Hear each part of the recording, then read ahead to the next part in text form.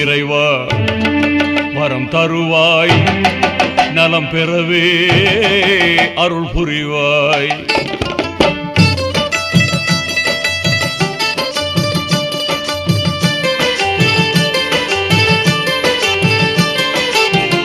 அன்பினில் ஒன்றாய் திளைத்திட வேண்டும், அறநெறி எங்கும் ஓங்கிட வேண்டும். பூவன உரைத்தேன், பாவன அழைத்தேன், தாவன கேட்டேன் தந்தருள் செய்வாய்.